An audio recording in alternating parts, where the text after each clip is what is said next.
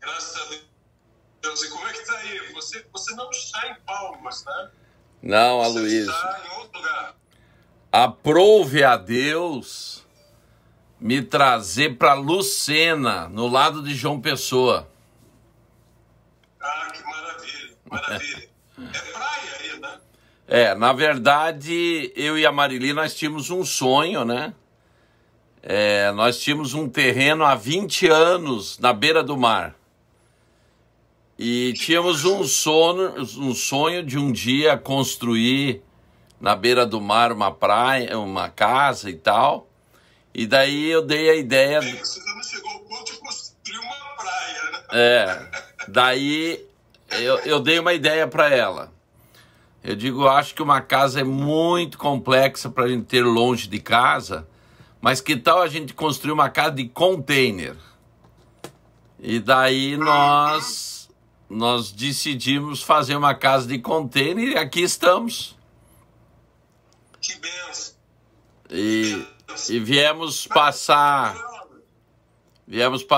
a quarentena aqui. Então vocês estão na quarentena, mas estão numa boa quarentena. Numa boa quarentena. Boa quarentena. Você tem um ministério chamado Servo da Orelha Furada. É assim que é conhecido por muitos no Brasil e no exterior. Mas para que as pessoas até compreendam por que essa escolha, esse nome, que é um nome assim que a pessoa logo pergunta, mas o que significa isso? Servo da Orelha Furada. Foi o seguinte, quando eu me converti, você está me ouvindo bem, né? Estou te ouvindo bem. Quando eu me converti, 6 meses após a minha conversão, eu estava em um retiro e um pastor começou a pregar a passagem de Deuteronômio capítulo 15, de 12 em diante, o servo da orelha furada. E em um determinado momento da pregação, o Senhor falou comigo, eu não te chamei para ser apenas um crente, eu te chamei para ser um servo da orelha furada, aquele que por amor ao seu Senhor, abandona até a própria liberdade para fazer a vontade do Senhor, porque o ama. E naquela noite eu fiz um pacto com Deus, que eu seria um servo da orelha furada. E abandonei tudo, abandonei minha profissão, meus sonhos, minhas vontades, enfim, tudo, e passei a viver uma vida de servo da orelha furada. Depois, quando foi para a gente ter um ministério, qual o nome que eu vou dar pro ministério? A coisa que mais me identificava como ministério era o servo da orelha furada. Uma pregação que eu faço há muito tempo e que é, na verdade, o relato e o testemunho da minha vida. Então, por isso que o ministério se chama Servo da Orelha Furada, porque eu tenho um pacto com Deus de servo da orelha furada. Muito interessante. E a partir disso, eu sei que várias coisas se desenvolveram no seu ministério, assim como a torre de oração, a escola do sobrenatural. E a escola do sobrenatural, como é que ela surge? Porque ela surge dentro desse contexto todo. Na verdade, o servo da orelha furada passou a ser a entidade que administra os seminários pessoais, e também a rede apostólica, que nós temos várias pessoas ligadas a nós como filhos espirituais. Mas chegou um determinado momento do ministério, do próprio servo da orelha furada, que eu vi que havia uma necessidade de eu passar mais, que a gente não consegue passar em um seminário, mais sobre o meu estilo de vida, andar no sobrenatural. Então, qual nome dá para uma escola dessa? Escola do Sobrenatural. Então, como eu sou muito usado por Deus nessas áreas de milagres, de sobrenatural, e o objetivo da escola era ensinar como as pessoas caminhar desta maneira. Então foi daí que nós criamos, há 15 anos atrás, mais ou menos, a Escola do Sobrenatural, e que você está com a gente desde o início lá na Escola do Sobrenatural. E já passaram mais de 500 pessoas por essa escola. Tremendo, tremendo. E dentro dali surgiu aquela visão de fazer também a torre, né?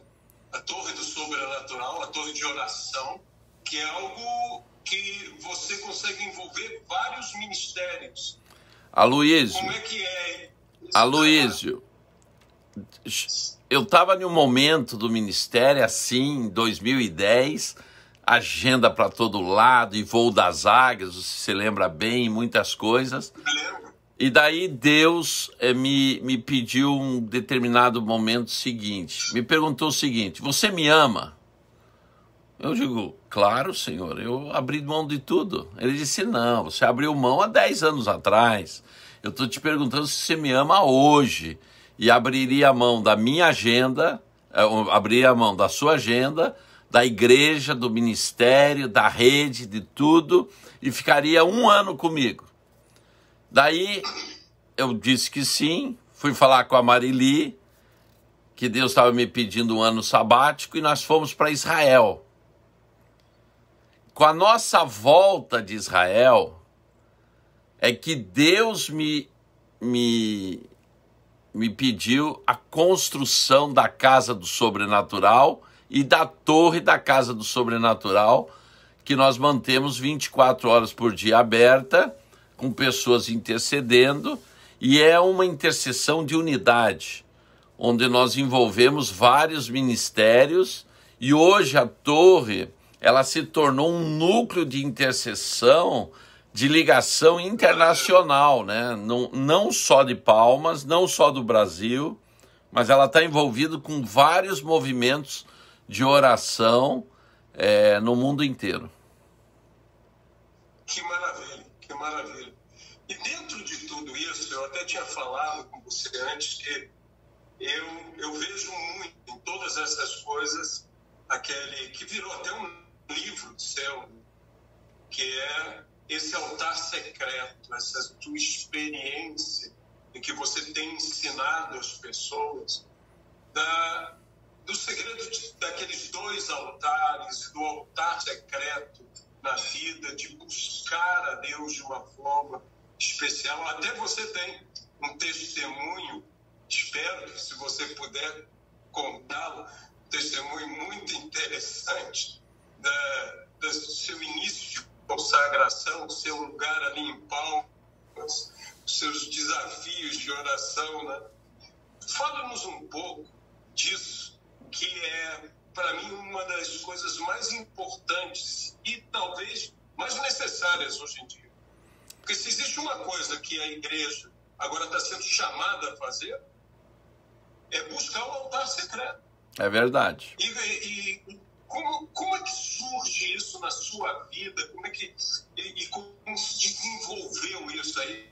Vamos estender bem aí, porque esse aqui que é o âmago, que é o cerne de tudo. Olha, Aloísio, eu era do Paraná, morava em Guaíra, na fronteira com o Paraguai, me converti lá, fazia parte de uma igreja muito pequena na minha cidade, que só tinha 15 pessoas, e em um determinado momento decidimos mudar de Guaíra e vir morar em Palmas. Chegando em Palmas, eu comecei uma atividade muito forte como advogado, trabalhando e tal, e em um determinado dia Deus disse assim, eu não quero mais só o dízimo do seu dinheiro, eu quero o dízimo do seu tempo. Então, eu comecei a definir uma coisa.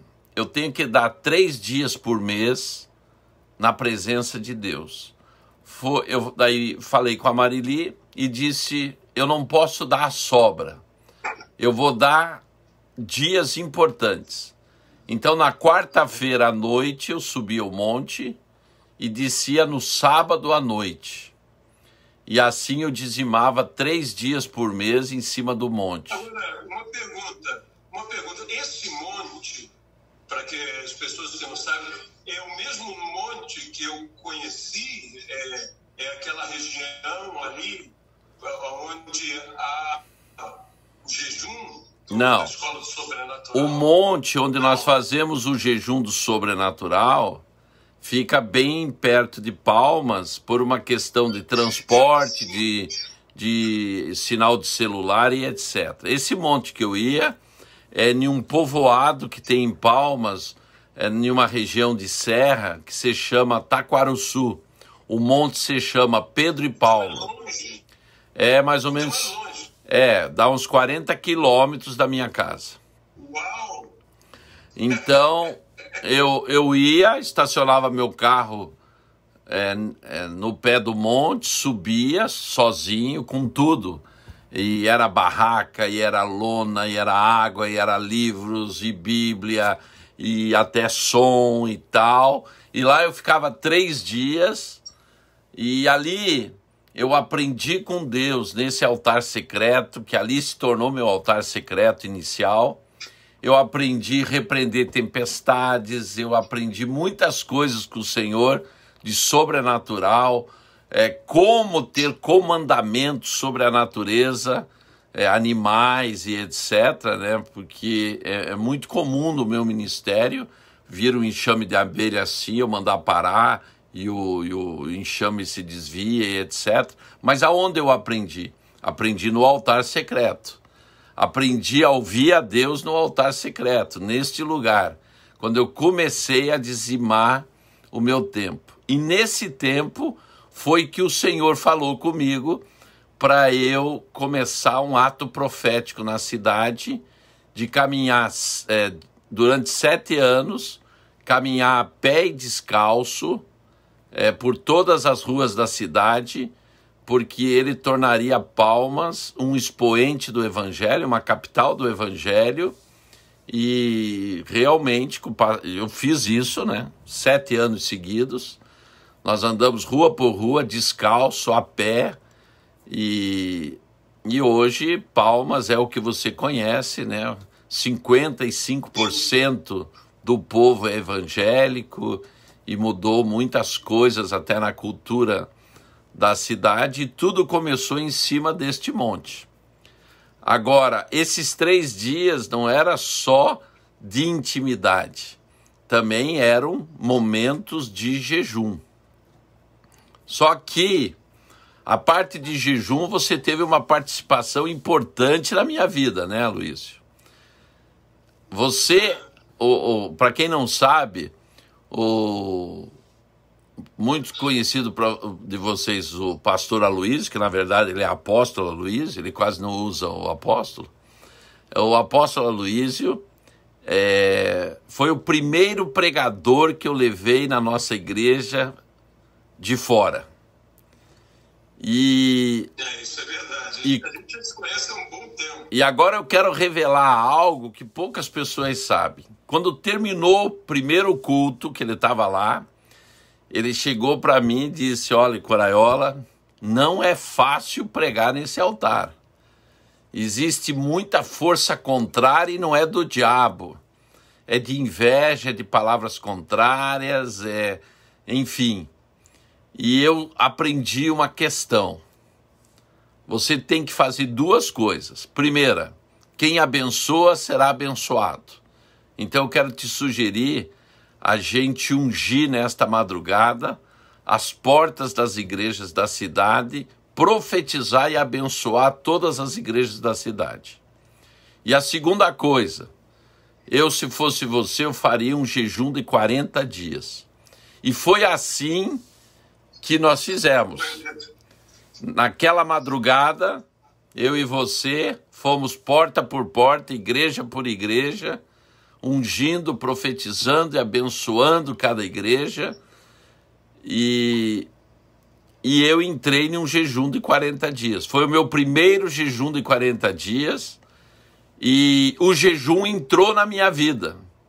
Foi daí que eu compreendi Foi daí que eu compreendi que Mateus 6 é importantíssimo para quem quer viver a lei dos dois altares. Inclusive está aqui, ó, para quem o que o Aloysio está falando se tornou livro, né? A lei dos dois altares. Inclusive, Aloysio, se você me permitir, aqueles que quiserem comprar esse livro, é só entrar no nosso WhatsApp 63 981 11 8945. Eu vou repetir. 63 é o código. 981 11 8945. E eu estarei passando o link. Que você pode comprar e daí eu te envio pelo correio. Então aqui está a lei dos dois altares. O altar que está baseado naquela passagem bíblica de Josué, que Deus mandou Josué construir 2 altares, um na beira do rio, um dentro do rio e um na beira do rio nas margens. E eu tinha um questionamento muito grande. Para que construir um altar dentro da água? E com o passar do tempo eu tive a revelação. É o único altar que é construído por uma pessoa e só 2 pessoas sabem que ele existe. Você que construiu e a quem se construiu.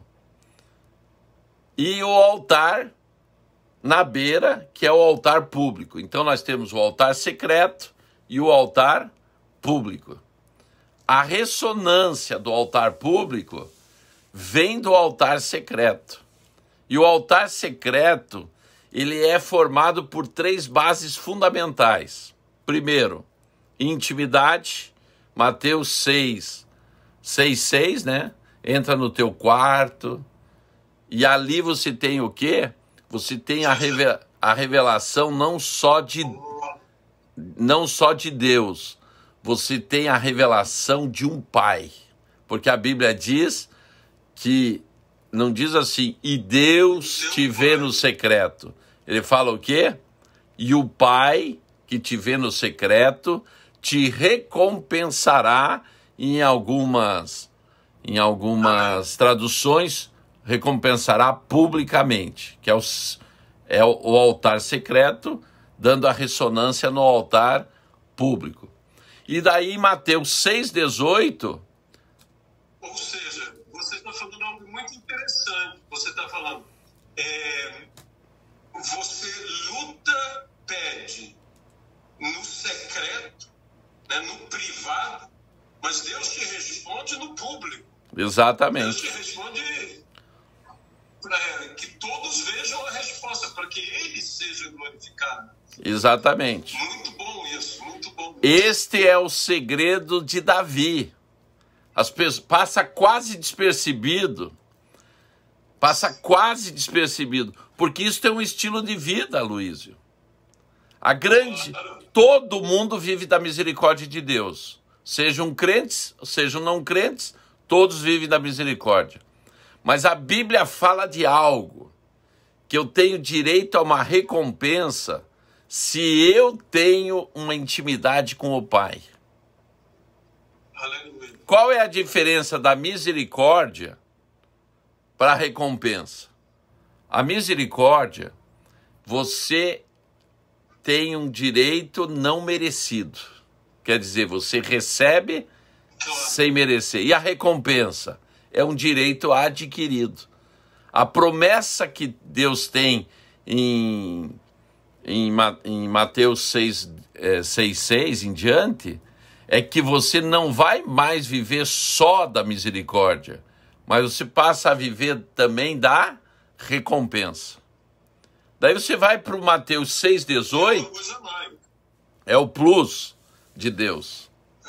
É o plus de Deus. Muito bom isso.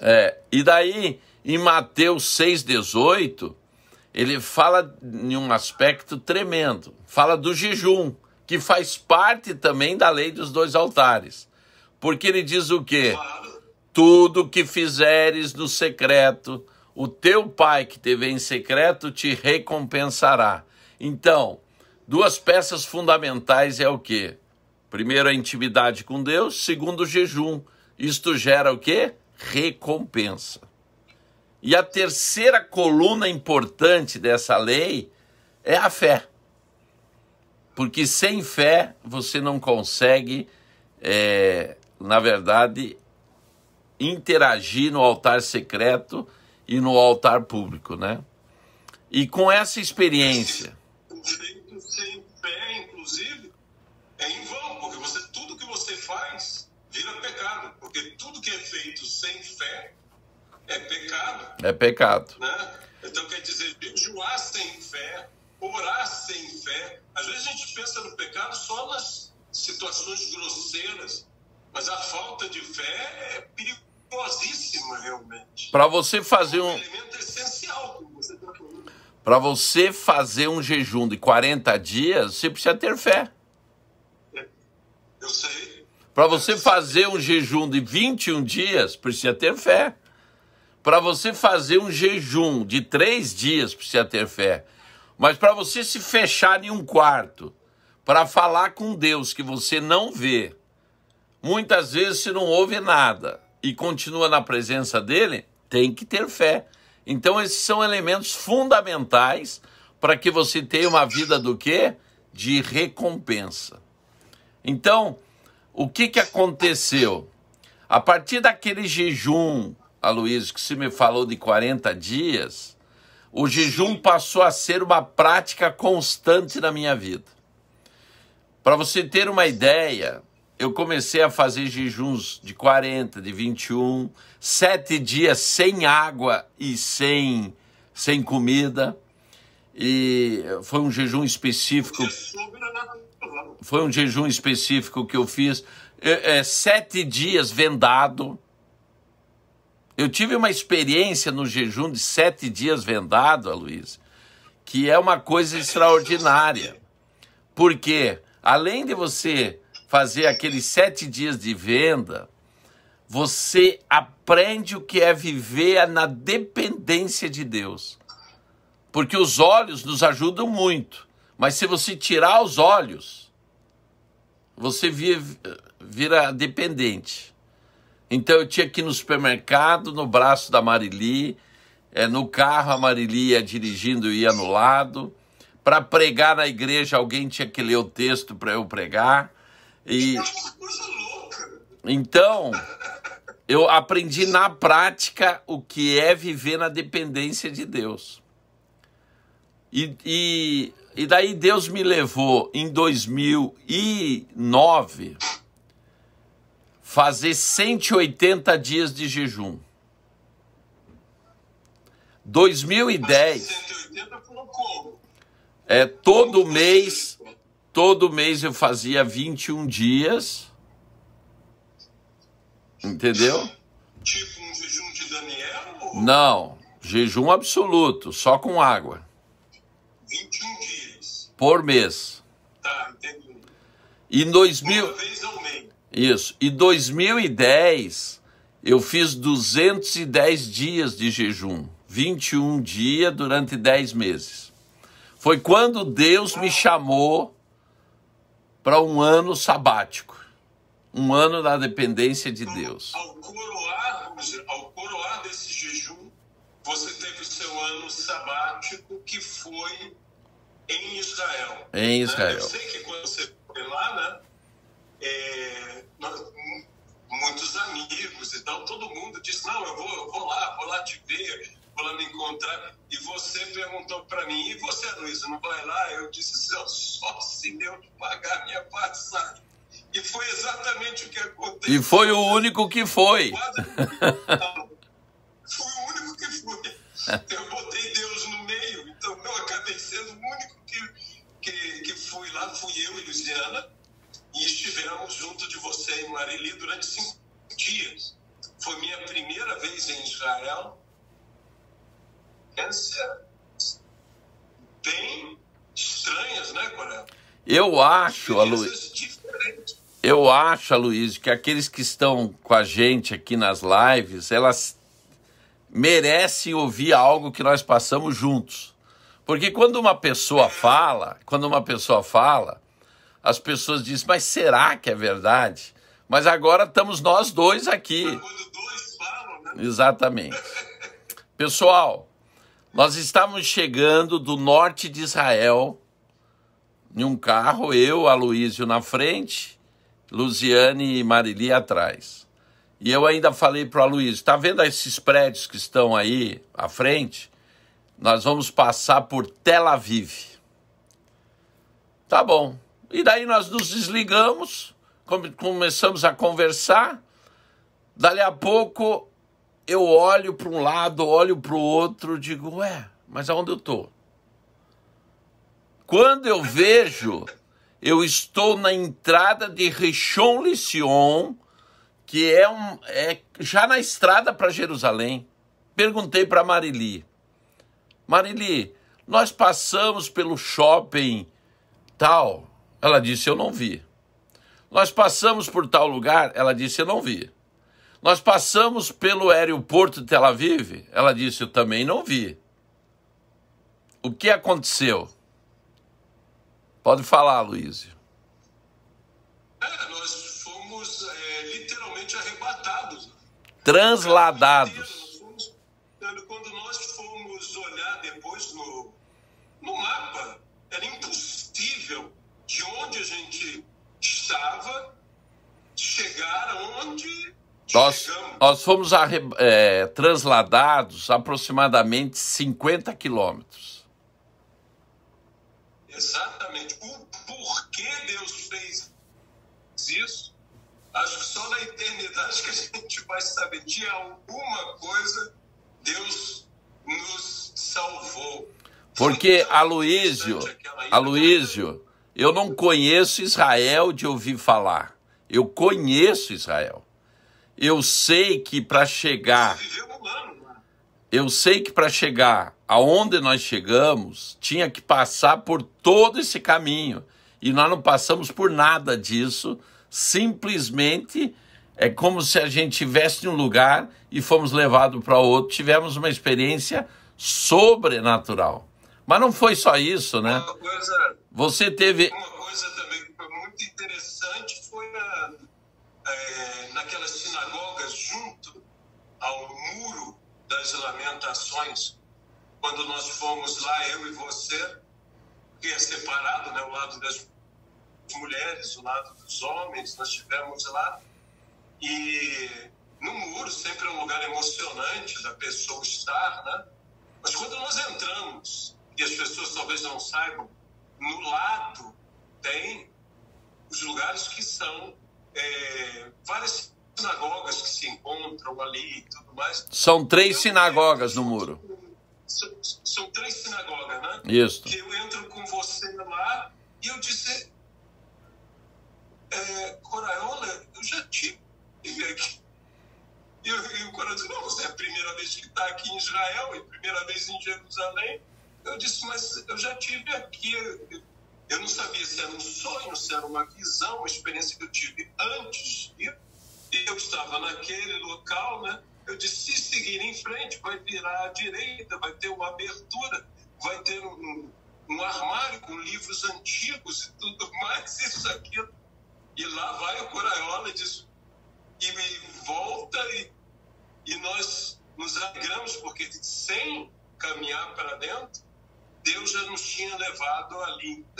Foram experiências riquíssimas. Mas eu acho que a experiência mais tremenda que você teve foi entrando na sinagoga do túmulo de Davi. Foi sim. Foi algo muito interessante. Você havia me falado dessa sinagoga, né? Porque fica embaixo do cenáculo. Então é um lugar... Isso é um lugar quase obrigatório da gente passar, né? Então, conta essa experiência que foi tremenda. Foi porque a sinagoga estava aberta. A Luiziana e Marili, como boas brasileiras, Coraiola estava estacionando o carro, né? Mas Luiziano e Marili entraram direto. E eu, como esse meu jeito de ser, que não é muito típico, eu fico do lado de fora. E um homem zarrão, que eu batia mais ou menos no peito dele, né, chegou para mim, imenso, muito forte, uma voz muito sonora, e ele disse para mim assim: você não vai entrar? Né? Aí eu disse: não, eu não faço parte do grupo que está entrando. E ele me perguntou: você é judeu? Eu disse: não, infelizmente eu não sou também. Procurei ser simpático, né? E ele disse: então, você é meu convidado, você vai entrar. Ele me levou para dentro, pegou um daquele kippah, botou na minha cabeça. Eu entrei e tive realmente uma experiência muito forte ali. Quando nós saímos, você ainda não tinha chegado, né? Quando nós saímos, ele disse para mim, Luiziano e Marili, assim: eu vou levá-los a um lugar. E aí ele disse em português, né? Lugar da Santa Ceia. Eu achei estranho aquilo, e foi uma frase praticamente em português.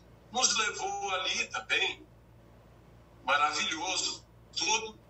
Foi quando você chegou, e ele já não estava mais ali.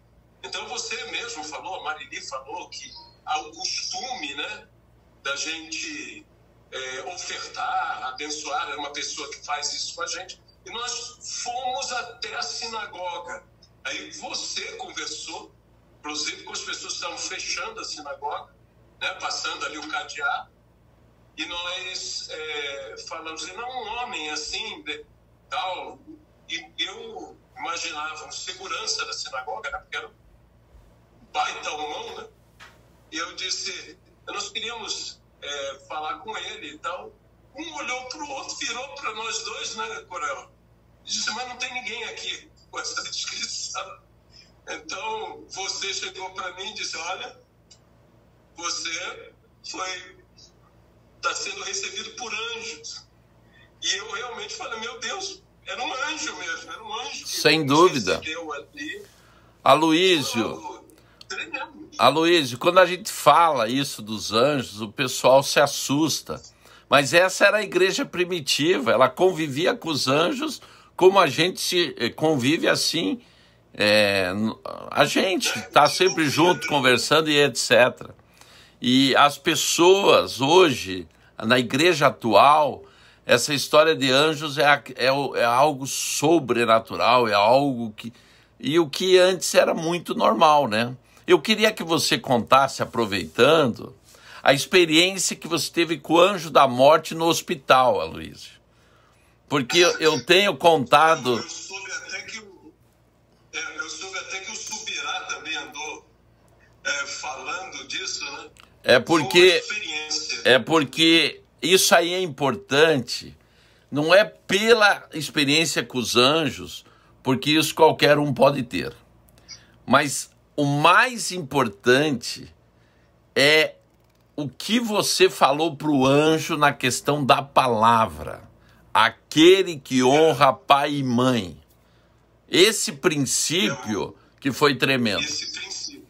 Então conta para nós. Para que as pessoas até possam entender, eu tinha tido uma trombose depois de descobrir que eu tenho uma mutação genética que vem da Escandinávia, eu descendo de escandinavos, que propicia a formação de trombos. Então, nós tínhamos passado por essa situação e ainda em recuperação em casa, todos foram para o culto, eu fiquei sozinho e fui visitado pelo anjo da morte.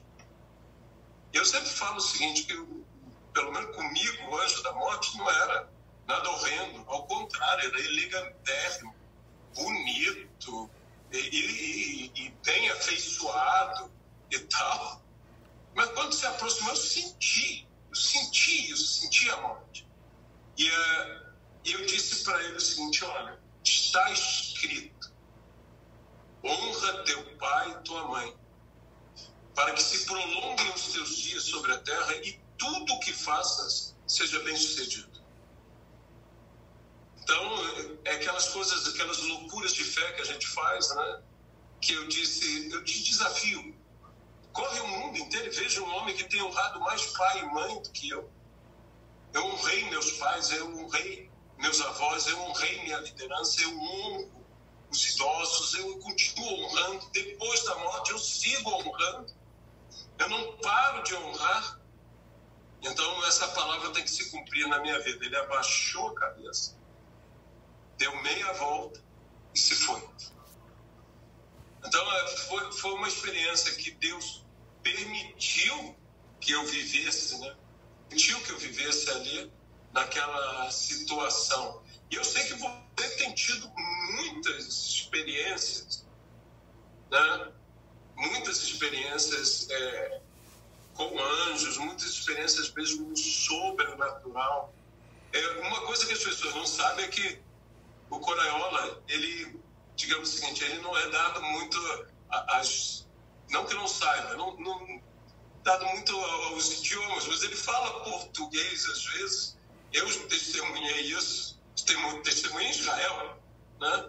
Você falando e a pessoa falando em inglês e ela te entendeu. Esse foi um dom que Deus me deu, né? Eu viajo as nações todas, não falo inglês, mas falo em português, e na maioria das vezes as pessoas me entendem, me respondem na sua língua e eu entendo em português. Até o Lamartine, o nosso amigo Lamartine, ficou de boca aberta, vendo eu falando com árabe, com esse, com aquele, tudo em português. E ele me disse, mas como pode, Coraiola? Como? Eu sei, parece que é 6 a 8 línguas e você não fala nada e todos te entendem e você entende o que eles falam. A Marili, quando eu morei em Israel, dizia, mas como que você quer que o cara te entenda você perguntando em português? Eu digo, quer ver? Quer ver? Eu perguntava na feira, em algum lugar, em português. Como se chama isso, ou qual é o preço, tal, coisa parecida e tal, e o cara me respondia. É algo que Deus me deu esse dom. Eu passei uma experiência dessa daí na Samaria, que hoje é território palestino, né? Eu estava com 2 missionários no carro e uma delas americana. E eu nem me liguei quando eu convidei ela para ir junto. Inclusive no meu canal do YouTube, quando eu vou no Monte das Bênçãos, ela canta em hebraico, coisa mais linda, as bênçãos que estão na Torá, né, em hebraico. É um momento, eu passei um momento ali sobrenatural. Mas eu nem me liguei que ela era americana e eu estava em território palestino. Quando eu desço o monte, eu falei para ela, ó, você não me abre a boca, daí que eu fui me ligar. Só deixa nós, em português, falar. E daí eu parei em uma daquelas locais de doce árabes para saber onde tinha um restaurante para a gente almoçar, né? E eu entro como eu entro aqui no Brasil, e você me conhece bem.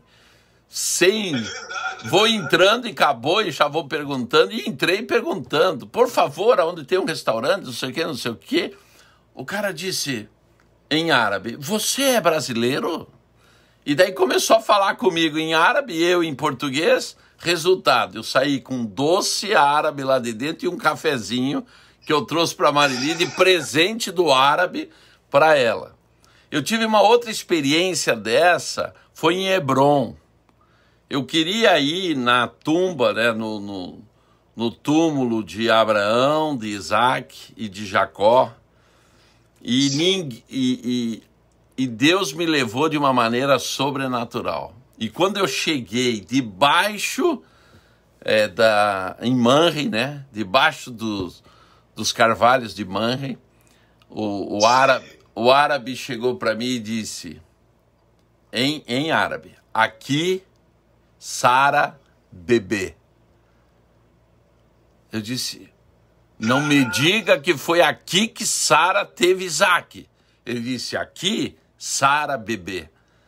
E eu falei para Marili, Nós estamos aonde nasceram as nações através de Abraão. Então foram momentos sobrenaturais que eu vivi em Israel, e eu fui em lugares como esse que turismo não vai, caravana nenhuma vai. Você teve naquela caverna de Adulão, né? Também tive na caverna de Adulão. Que é um lugar que normalmente as pessoas não vão, né? Normalmente eles levam numa outra caverna que não é a verdadeira de Adulão, né? No parque de Adulão, que é fronteira com o território palestino. Nós tivemos lá, né? Agora, é um lugar distante. Luiz, se você me permitir, nessa pandemia, eu decidi fazer uma coisa que eu nunca tinha feito. Um seminário de Ministério dos Anjos. Já que nós estamos falando dos anjos, eu decidi. Então, aqueles que estão nos ouvindo, se quiserem fazer esse seminário do Ministério dos Anjos, que para mim foi um divisor de águas no meu ministério, depois que eu comecei a trabalhar com os anjos, comecei a ter o conhecimento, porque a gente faz tudo empiricamente. Mas depois que eu aprendi como a gente trabalha com os anjos, tudo modificou no meu ministério e o sobrenatural é muito maior. Então, se alguém que está nos ouvindo quiser fazer, as vagas já estão quase terminando, porque eu já fiz várias lives, teve muita inscrição. Então, você pode mandar um WhatsApp para mim, 63 981 11 8945, 63 981 11 8945. Eu te mando todas as explicações, valor, tudo desse seminário. E esse seminário começa dia 5 de junho. Então, se você quiser se aprofundar mais no Ministério dos Anjos, esse seminário, Luiz, não é aonde eu vou encarar o assunto teologicamente. Eu vou trazer as pessoas para uma realidade de vida pessoal, para o ministério diaconal dos anjos, que as pessoas quase não verem o quanto os anjos nos ajudam no dia a dia, ajuda a igreja, implantação de reino e etc. Agora isso... Essa parte teológica, Corolla, eu me lembro de ter escutado, que para mim é uma das referências teológicas para minha vida, o Dr. Russell Shedd, o melhor referencial de anjos que eu conheço, Russell Shedd. Eu nunca vi, eu sei que tem, por exemplo, um livro que eu também li, que é do Billy Graham, muito bom, mas a aula que o Dr. Russell Shedd deu sobre anjos, se alguém encontrar na internet, mas vale a pena, porque realmente, como você disse, é o melhor referencial que existe, é completamente bíblico, não sai 1 milímetro das Sagradas Escrituras, que eu gosto muito de uma frase se eu não me engano, John Piper, que ele diz o seguinte: não sou eu ou qualquer outro pregador que tenha autoridade. Quem tem autoridade é a Bíblia. Exato. Então, se eu não falo a Bíblia, perde a autoridade. Nem me levar, não tem autoridade nenhuma. Pode ter o maior conhecimento, pode ter a maior experiência, pode ter tudo, mas é a Bíblia que tem autoridade. E eu sei que você um dia conversou comigo, né? Acho que na escola do sobrenatural, você tinha passado por umas experiências fortes, e eu disse, se eu não me engano, eu até recomendei, procura o material do Dr. Russell Shedd. Você, quando viu, você disse, meu Deus, é isso? O Russell Shedd, ele não é batista quando ele fala de anjo. É uma coisa de louco. Eu nunca vi o que ele fala dos anjos. A parte teórica de anjos que hoje eu ministro, eu aprendi com o Russell Shedd, assistindo o vídeo que ele fala sobre anjos. Porque ele é a maior, vamos dizer assim, ele sai do normal para explicar sobre anjos. Agora, Aloísio, eu tive um momento significativo em Israel, nesse ano sabático que eu passei lá. Eu disse para o Senhor o seguinte: eu não posso sair daqui, Senhor, sem te adorar com um jejum de 40 dias. E eu quero falar para vocês que estão nos assistindo, para a Aloísio eu não preciso falar, mas para vocês eu vou falar. Quando eu falo jejum de 40 dias, é jejum 40 dias sem comer nada. Porque as pessoas ficam, às vezes, me questionam, mas o senhor comia depois das 18 e tal? Não, gente, é 40 dias só na água. Como era Israel, estava muito frio, eu tomava um chá para dar uma esquentada, mas eu não comia absolutamente nada. E eu fiz o jejum de 40 dias, e o problema do jejum não é o jejum. As pessoas pensam que vão sentir fome no jejum. Fome é o que a gente não sente. O mais difícil é passar o tempo, porque você vai ver que a tua vida ela é feita de recreio em recreio. Você acorda, toma café, daí faz um lanchinho, daí você almoça, daí toma café, daí faz outro lanchinho, daí antes de dormir come. Então, a nossa vida ela é recheada de recreios para comer. E quando você não tem os recreios, que você passa 24 horas sem comer nada, aí é que você realmente entra numa dependência de Deus. Aí o jejum é a ferramenta mais tremenda para o domínio próprio. Não conheço outro igual. Resultado. E você sabe que esses dias eu tive que usar o domínio próprio porque 3 assaltantes vieram me assaltar, né? Eu tive que ter um domínio na situação que você precisa ver. E teve um livramento tremendo. Daí eu fiz o jejum, voltando para Israel. Fiz o jejum de 40 dias. No último dia, Aloísio, uma família que a gente fez amizade da Embaixada do Brasil, lá em Israel, foram jantar com a gente. E a mulher, a senhora, chega para mim e diz assim: apóstolo Coraiola, eu nunca tinha visto alguém fazer um jejum de 40 dias. Mas agora eu vi, porque eu vi nesses 40 dias o senhor em jejum. E eu queria lhe pedir uma oração. Eu digo, pode pedir. As minhas filhas nasceram gêmeas. E uma comprimiu a outra no útero antes do nascimento. E a Jéssica teve um problema no céu da boca que o osso dela não desenvolveu. E os médicos falaram que ela tinha que esperar até os 15 anos, e nos 15 anos ela faria 2 cirurgias, uma de enxerto de osso e a outra de plástica para tudo voltar ao normal. O senhor podia orar pela cirurgia dela, para que os médicos sejam usados por Deus? E aí está a diferença do jejum, Aloísio. Quando você acaba um jejum de 40 dias, você acabou de vencer a morte. Imagina, uma pessoa que venceu a morte, ela vai orar por cirurgia? É óbvio que não. Eu olhei para a menina e comecei a falar com o osso dela. Osso. Aonde não existe, exista agora. Eu te trago a existência agora, osso, em nome de Jesus. Fiz a oração, declarei a cura dela.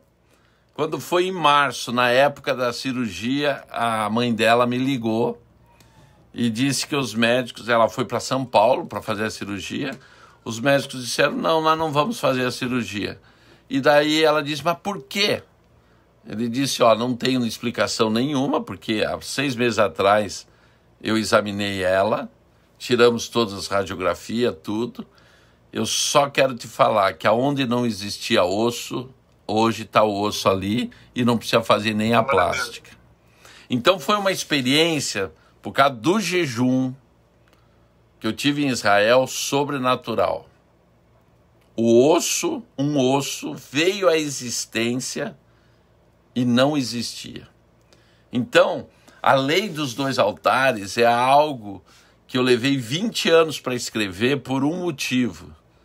Porque não é apenas uma teoria, é um estilo de vida. Quem começar a pautar a sua vida na intimidade, uma vida de jejum e uma vida de fé, ele vai viver em outra dimensão e o mínimo que pode acontecer é ele viver o sobrenatural de Deus. Amém. Amém mesmo. Eu sei que você passou um ano lá, né? Um ano inteiro, e existia um desafio, porque você, estando à frente da igreja, muitas das coisas vêm pelos seminários que você dá no Brasil inteiro e tudo mais, que é o que? O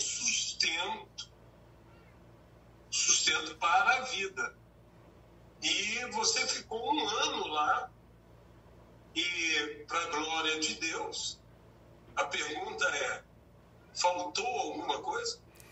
Aloísio, o Luciano Subirá me deu 1000 livros para eu vender a preço de custo para levantar a verba inicial para eu ir para Israel.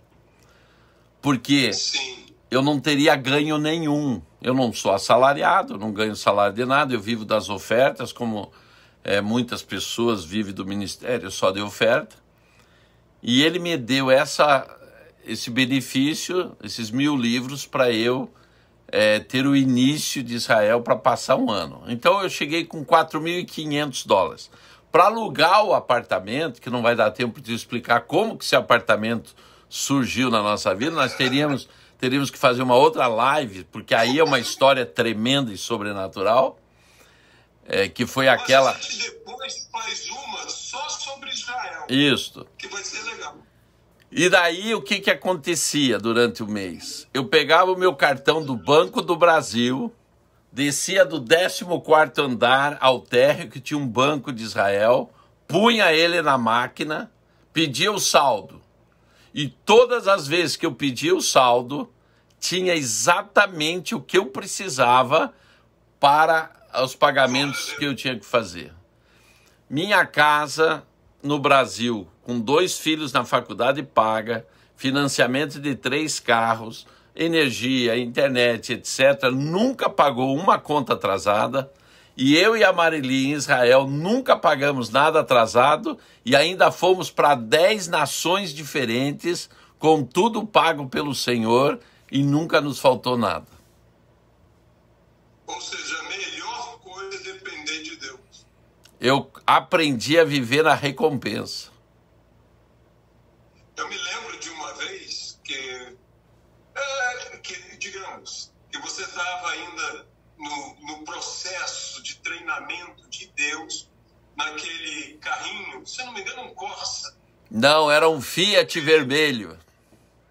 Era um Fiat vermelho que ficava na reserva. E eu dizia para você, não, para aí para eu encher o tanque. Você disse, para quê? Deus vai multiplicar a gasolina. Aí subia até um quarto. Exatamente. E assim foi o tempo inteiro. A gente falando assim, talvez tenha pessoas que acham que coisa esquisita, que gente maluca. Realmente as coisas de Deus, como disse, são loucura. Eu nunca vivi, Aloísio, o sobrenatural na teoria. Eu sempre vivi o sobrenatural na prática. Então, uma das coisas foi essa gasolina aí, que inclusive você e o Hugo diziam, para no posto que a gente abastece. Eu dizia, não, gente. Exatamente. Não, deixa a coisa acontecer. E realmente a gasolina ia se multiplicando e a luzinha vermelha acesa, e nós andamos 4 dias de carro. 4 dias, foi verdade. Eu dou testemunho aqui. Coronel, nós vamos estar terminando essa live. Eu quero te agradecer e pedir para você fazer uma oração abençoando todas as pessoas. A gente tem 4 minutos ainda. Certo. Abençoando a todos que nos estão agora prestigiando, né? E mais uma vez, depois nós vamos marcar outra live para tratar só Israel.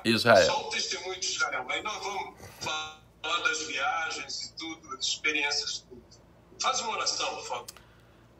Senhor e Pai maravilhoso, toda honra, toda glória, todo louvor é para Ti. Senhor, o Aloysio é um amigo precioso de muitos anos, 20 anos, mais de 20 anos. E eu sei que com essas lives que ele está fazendo, é para alcançar pessoas através de vários assuntos. Mas hoje tivemos a oportunidade de falar do Teu sobrenatural nas nossas vidas. Pois nós queremos, Senhor, que todas as pessoas que terão acesso a essa live sejam impactadas pelo Teu sobrenatural. Tenham experiências tão tremendas e tão poderosas como nós já tivemos e vamos ter muito mais. Por isso, Senhor, que seja agora aberto um canal de unção sobre cada vida que está ligado com a gente, com aqueles que vão assistir depois essa live, que haja um despertamento, um avivamento e um derramar da Tua unção, que as pessoas não tenham uma vida de religiosidade, mas elas possam ter uma vida verdadeiramente no altar secreto, de jejum, de fé, que elas possam ver o Teu sobrenatural acontecendo na vida delas, que elas possam ver como nós temos visto, osso crescer, câncer desaparecer, mortos ressuscitarem, enfim, tantas outras coisas acontecerem. Eu te peço, haja poderosamente em cada uma dessas vidas, em nome de Jesus. Amém? Amém. E Aloysio, um dos motivos que a casa do sobrenatural é casa do sobrenatural é porque naquele lugar muitas pessoas já ressuscitaram. Amém. Literalmente, não é ressuscitar da morte espiritual, de morte mesmo. Não, eu sei. Deus é maravilhoso, Deus é maravilhoso. Olha, um grande abraço aí para Marili, né? Desfrutem da sua quarentena. A Marili está passando momentos difíceis. Ela gosta tanto aí da praia, né? Desfrutem da sua quarentena. Então, um beijo grande aí. E depois a gente marca. E também vou marcar com a Marili. Tá bom. Até dela falar sobre a experiência do Lágrimas que Curam seria algo extraordinário. Sim, claro. Extraordinário mesmo. Vamos marcar depois. Um grande abraço, tá? Um abração. Shalom, shalom. Shalom. E você que está aqui no Face comigo, então você viu essa live maravilhosa, onde você viu as experiências do Aloysio, que é tremendo. Ele quase não falou porque ele queria me ouvir, né? Mas o Aloysio tem experiências sobrenaturais. Eu conheço ele há mais de 20 anos. E um dos motivos que eu caminho junto com ele é porque eu sei que ele tem uma vida sobrenatural com Deus. E você pode ouvir um pouquinho daquilo que eu tenho vivido no sobrenatural. Por isso que eu quero te recomendar. Não deixe de ler este livro. Você vai ver coisas aqui nesse livro tremendo. Manda um WhatsApp, 63 981 11 8945. Lendo esse livro, com certeza Deus vai despertar esse sobrenatural também na tua vida. E tem mais. O Seminário dos Anjos, agora já restam poucas vagas. Começa dia 5 de junho. Por esse mesmo WhatsApp, você vai receber todas as instruções para fazer a tua inscrição. Se você pode viver no sobrenatural, por que viver no natural? Fala para mim. Só para se salvar? Não. Deus tem muito mais do que a salvação para você. Ele quer que você tenha experiências tremendas com Ele. Tá bom? Nós vamos ficando por aqui. Que Deus te abençoe. Shalom, shalom. E nesses dias temos mais lives. Eu vou estar mandando aí pelas redes sociais, porque nesse tempo de quarentena é tempo de exaltar e glorificar o Senhor. Shalom.